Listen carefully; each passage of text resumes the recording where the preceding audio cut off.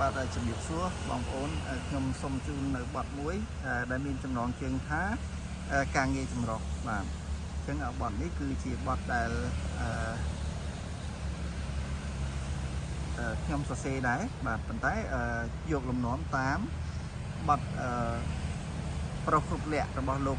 មីសមនបាទដែលឥឡូវលោកតាមីសមនបាទដែលបើយើងធៀបជាយុគគាត់ពីសម័យដែលគាត់ច្រៀងមកទល់សពថ្ងៃតែលោកបានលាចាក់លោកទៅហើយបាទអញ្ចឹងគឺលោកមីសមនគឺគាត់ជាអ្នកចម្រៀងក្នុងសម័យទសវត្សរ៍ទី60 70បាទអញ្ចឹងមកទល់ពេលនេះគឺខ្ញុំច្រៀងនៅបទមួយដែលមានចំណងជើងថាការងារចម្រុះដែលមានលំនាំតាមបទប្រុសគ្រប់លក្ខបាទការងារចម្រុះឲ្យតែប្រទេសបងធ្វើបងមិនអើពើមិនមើលពីរឿងយ៉ាប់ស្រួលទោះថ្លៃឬថោកឲ្យតែបានប្រាក់ចំណូលទោះយ៉ាប់ឬស្រួលបងធ្វើចម្រុះឆ្នាំងបែកកប៉ាស់ថ្ងៃខ្លះបងលក់តៅហ៊ូផ្សារក្បាំងម៉ូតូឬក៏ផ្សារស្បែកជើង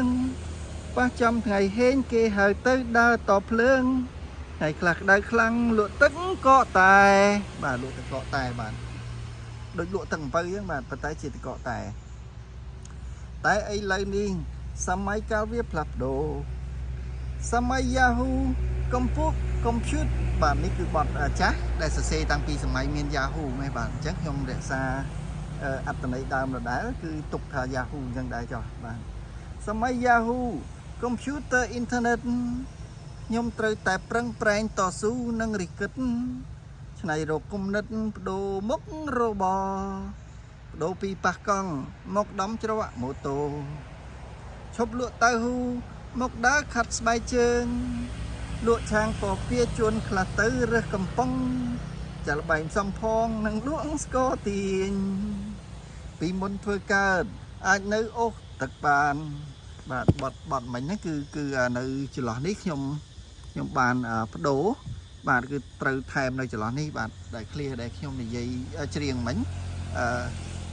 ដែលថាសម័យ Yahoo Computer Internet ណាខ្ញុំត្រូវតែប្រឹងប្រែងតស៊ូឬក៏បងត្រូវតែប្រឹងប្រែងតស៊ូនិងរិះគិតឆ្នៃរកគំនិតបដូរមុខរបរបាទអញ្ចឹងពីមុនធ្វើកើតអាចនៅអូសទឹកបានឥឡូវគេមានប្រព័ន្ធទំនើបថ្មីខ្ញុំត្រូវតែបដូរមុខរបរតាមសម័យលក់សណ្ដែកដីនិងលួងលៀងហាលដាក់ចិញ្ចីងថ្លឹងផ្សំនឹងវាស់កម្ពស់នេះគឺនៅតាមមាត់ទន្លេពីដើមបាទគឺមានដាក់ចិញ្ចីងវាស់កម្ពស់ប្រមាណហើយថ្លឹងប្រមាណអីចឹងទៅបាទ